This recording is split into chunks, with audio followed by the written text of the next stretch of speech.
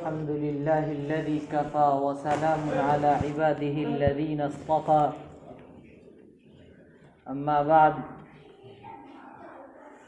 فأعوذ بالله من الشيطان الرجيم بسم الله الرحمن الرحيم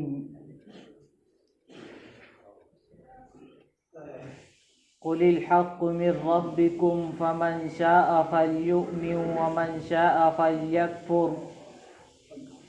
إنا أعتدنا للظالمين نارا أحاط بهم سرادقها وإن يستغيثوا يغاثوا بماء كالمهل يشوي الوجوه بئس الشراب وساءت مرتفقا صدق الله مولانا العلی العظیم۔ میرے بزرگوں، اللہ کا لاکھ لاکھ احسان ہے کہ اللہ تعالیٰ نے ہمیں اپنی اس مجلس میں بیٹھنے کی توفیق عطا فرمائی۔ تمام تعریفیں اس رب العالمین کے لیے ہیں جس نے ہمیں اس دنیا میں پیدا فرمایا اور ہماری ضروریات کے تمام سامان مہیا فرمائے۔ اللہ تعالیٰ قرآن پاک میں فرماتا ہے یا ایھا الذین آمنوا قوا انفسکم واہلیکم نارا وقودها الناس والحجارہ۔ اللہ تعالیٰ نے ہم سب سے اور تمام مسلمانوں سے، ہم میں سے ہر ایک سے یہ ارشاد فرمایا کہ اے ایمان والو، تم اپنے آپ کو جہنم کی آگ سے بچاؤ اور ساتھ ساتھ اپنے گھر والوں کو، اپنے بچوں کو، اپنی بیویوں کو جہنم کی آگ سے بچاؤ۔ آج ہمارے سامنے اگر کوئی آگ کا شعلہ جل رہا ہو، ہمارا بچہ اس آگ میں جانے کی کوشش کر رہا ہو، تو ہم دوڑ کر اس بچے کو پکڑتے ہیں اور آگ سے بچانے کی کوشش کرتے ہیں کہ کہیں ہمارا بچہ اس آگ میں جل نہ جائے۔ اللہ تعالی ہم سب سے، سارے والدین سے، سارے ذمہ داروں سے، سارے سرپرستوں سے یہ ارشاد فرماتے ہیں کہ تم اپنے بچوں کی حفاظت کرو، کہیں یہ آگ میں جل نہ جائیں۔ دنیا کی آگ مراد نہیں ہے بلکہ دوزخ کی آگ مراد ہے۔ ہم دنیا کے آگ کی تپش، دنیا کے آگ کی لپٹ برداشت نہیں کر سکتے، تو ذرا بتائیے کہ دوزخ کے آگ کی لپٹ ہم کیسے برداشت کر سکیں گے؟ جہنم کی آگ کیسے برداشت کر سکیں گے؟ کیا وہ آگ جس کے بارے میں قرآن پاک میں فرمایا گیا نار اللہ الموقدہ التی تطلع علی الافئدہ، وہ اللہ کی جلائی ہوئی آگ ہے جو ڈائریکٹ دلوں پر اٹیک کرے گی، جس کے بارے میں قرآن پاک میں فرمایا گیا لا تنفروا فی الحر قل نار جہنم اشد حرا لو کانوا یفقہون۔ غزوہ تبوک میں منافقین گرمی کے عالم میں، گرمی کی وجہ سے وہ لوگ کہہ رہے تھے تم جہاد میں، اپنے ساتھیوں سے کہ تم جہاد میں مت نکلو گرمی میں۔ اللہ تعالیٰ نے ان سے کہا کہ جہنم کی آگ اس سے کہیں زیادہ سخت ہے، جس آگ کے بارے میں قرآن پاک میں فرمایا گیا قل الحق من ربکم فمن شاء فلیؤمن ومن شاء فلیکفر انا اعتدنا للظالمین نارا احاط بهم سرادقها وإن يستغيثوا يغاثوا بماء كالمهل يشوي الوجوه بئس الشراب وساءت مرتفقا۔ اے نبی آپ کہہ دیجئے کہ حق اللہ تمہارے رب کی جانب سے آ چکا ہے، لہذا جو چاہے وہ کفر اختیار کرے، اللہ کی نافرمانی کرے، اور جو چاہے وہ ایمان لائے۔ اور یقین جانو کہ ظالموں کے لیے، بدعہدوں کے لیے، نانجاروں کے لیے ہم نے ایک آگ تیار کر رکھی ہے، اور وہ آگ، اس آگ کی لپٹیں، اس آگ کے شعاعیں ان کو گھیرے ہوئے ہیں، اور جب وہ فریاد کریں گے تو ان کی فریاد پر انہیں ایک ایسا پانی ملے گا جو تیل کی تلچھٹ جیسا ہوگا، جو ان کے چہروں کو بھون کے رکھ دے گا۔ کیا ہی بدترین پانی ہے اور کیا ہی بدترین آرام گاہ ہے وہ آگ جس کے بارے میں قرآن پاک میں فرمایا گیا، يبصرونهم يود المجرم لو يفتدي من عذاب يومئذ ببنيه وصاحبته وأخيه وفصيلته التي تؤويه ومن في الأرض جميعا ثم ينجيه كلا إنها لظى نزاعة للشوى۔ جب مجرمین ان کو جہنم میں ڈالا جائے گا تو وہ کہیں گے کہ کاش اپنی اولاد کو، اپنے بچوں کو، اپنی بیویوں کو، اپنے خاندان کو اللہ کو فدیے میں دے دوں تاکہ اس عذاب سے بچ جاؤں۔ یہاں تک کہ زمین میں جتنی چیزیں ہیں میں ساری چیزوں کو اللہ کے سامنے فدیہ پیش کروں تاکہ اللہ تعالیٰ مجھے اس عذاب سے، اس آگ سے نکال دے۔ اللہ کہتا ہے کلا، ہرگز اس آگ سے تمہیں نہیں نکالا جائے گا، یقیناً یہ ایک دہکتی ہوئی آگ ہے، نزاعۃ للشویٰ، جو چمڑیوں کو ادھیڑ کے رکھ دے گی، کھال اتار لے گی۔ اس آگ کے بارے میں اللہ کے رسول صلی اللہ علیہ وسلم نے فرمایا کہ وہ قیامت کے دن وہ آگ کسی کو ٹخنوں تک، کسی کو کمر تک، کسی کو ہنسلیوں تک، کسی کو گردنوں تک لپٹی ہوئی ہوگی۔ اس آگ سے بچانے کے لیے نبی پاک صلی اللہ علیہ وسلم نے عرب کے قبائل میں اور طائف میں پتھریں کھائے۔ اس آگ سے بچانے کے لیے لوگوں کو کتنی دعوت دی ہیں، لوگوں نے آپ پر اوباش چھوڑے، گھنڈے چھوڑے، یہاں تک کہ رات کی تاریکی میں آپ پر حملے کروائے، آپ پر کوڑے پھینکتے، اس کے باوجود آپ ان کے لیے دعائیں کرتے کہ اے اللہ ان کو اس آگ سے بچا دے، اے اللہ تو ان کو ہدایت دے دے، اے اللہ تو ان کو ہدایت کی روشنی دے دے، اے اللہ تو انہیں جہنم سے بچا لے، یہ بھی جانتے نہیں ہیں۔ یہاں تک کہ اللہ تعالیٰ کو آپ صلی اللہ علیہ وسلم کی تسلی کے لیے کہنا پڑتا لعلک باقع نفسک علی آثارہم ان لم یؤمنوا بہذا الحدیث اسفا۔ اے نبی شاید آپ اپنا کلیجہ پھاڑ کے رکھ دیں گے کہ یہ لوگ ایمان کیوں نہیں لا رہے ہیں،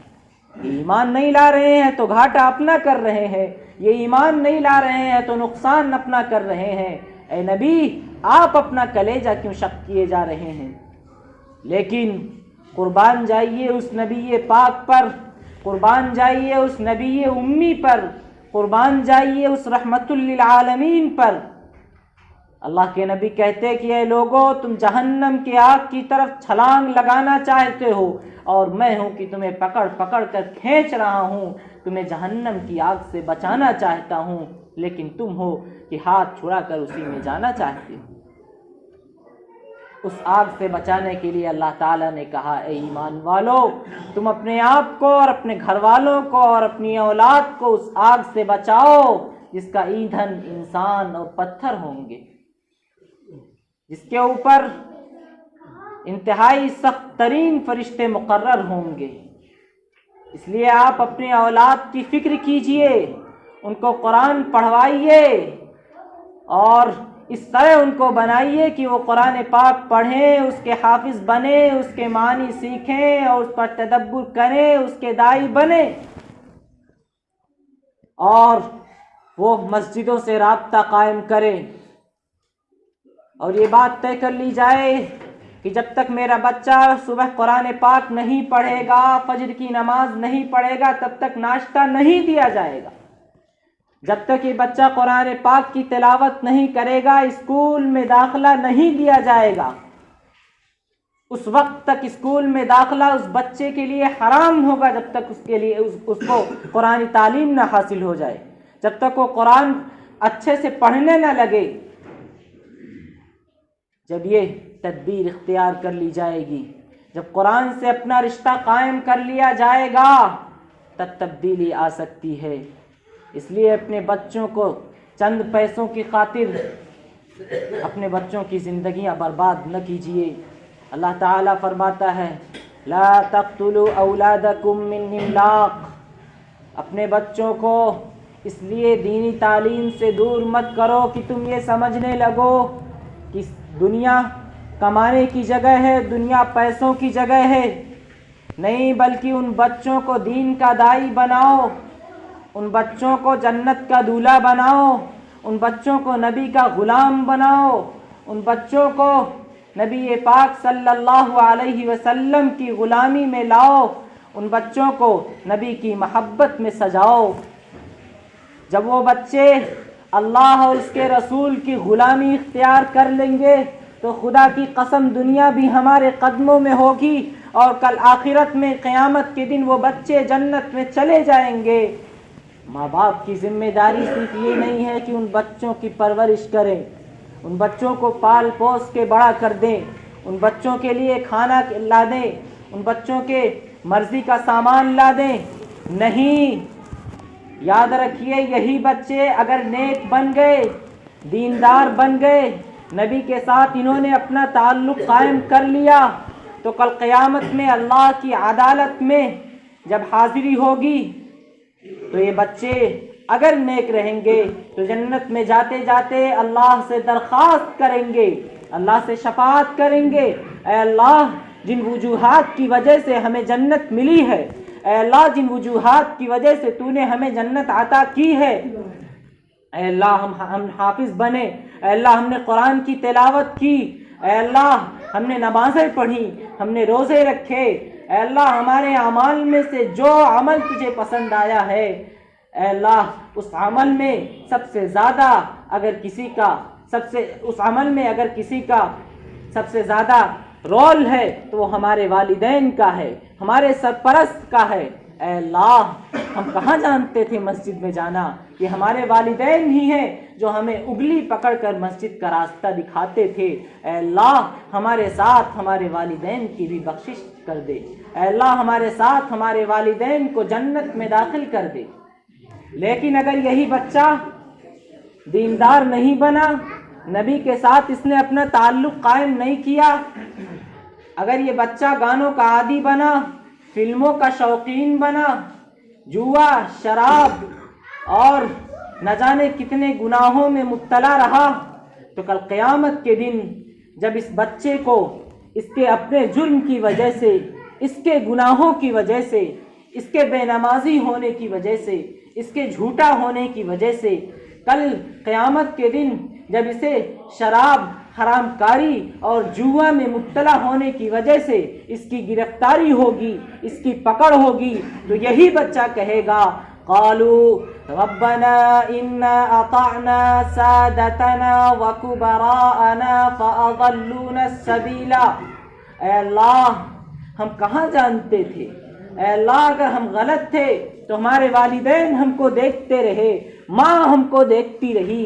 سرپرست ہم کو دیکھتے رہے، ذمہ دار ہم کو دیکھتے رہے، معاشرہ ہم کو دیکھتا رہا، لیکن کسی نے نہیں روکا۔ اے اللہ اگر میں مجرم ہوں تو میرے ساتھ میرے والدین بھی مجرم ہیں، اے اللہ اگر میں مجرم ہوں تو میرے ساتھ میرے سرپرست اور میرے ذمہ دار اور میرا یہ معاشرہ بھی مجرم ہے، اے اللہ تو میرے ساتھ ان کو بھی جہنم میں داخل کر دے۔ اللہ کسی کو ایسا باپ اور ایسا صاحب اولاد نہ بنائے جس کے بچے ایسا اس کے بارے میں کہیں، لیکن صرف اتنے پر بس نہیں کریں گے، آگے وہ بچے کہیں گے ربنا آتِہم ضعفین من العذاب، اے اللہ اگر ہم بچوں کو، ہم ماتحتوں کو، ہم دوسروں کو دیکھ کر گناہ کرنے والوں کو اگر ایک عذاب مل رہا ہے تو اے اللہ جن کی وجہ سے میں گمراہ ہوا، میرے والدین کو، میرے سرپرستوں کو تو دگنا عذاب دے۔ یہی بچے ہوں گے، اور پھر اتنے پر بس نہیں، آگے وَلَعَنَهُمْ لَعْنًا كَبِيرًا، آگے یہی بچے ہوں گے جن کے بارے میں آج ہم کہتے ہیں میرا بیٹا، جن کے بارے میں آج کہتے ہیں میرا لخت جگر، یہی بچہ قیامت کے دن کہے گا اے اللہ تیرے پاس اگر کوئی بہت بڑی لعنت ہو، اے اللہ میرے گنہگار ہونے کی وجہ سے، میرے گمراہ ہونے کی وجہ سے، میرے بدعمل ہونے کی وجہ سے، اے اللہ جو اس کا ذریعہ اور اس کا سبب بنا میرے والدین پر تو لعنت برسا۔ کیا جواب دیں گے اس دن؟ اس لیے اپنے بچوں کی اور اپنی اولاد کی فکر کیجئے، ان کو دین کا داعی بنائیے۔ اللہ تعالیٰ کسی کو ایسا صاحب اولاد اور ایسا باپ نہ بنائے اور کہ اس کے بچے اس کے لیے قیامت میں اس کے خلاف گواہی دے۔ اللہ تعالیٰ کہنے سننے سے زیادہ عمل کی توفیق عطا فرمائے۔ وآخر دعوانا الحمد للہ رب العالمین۔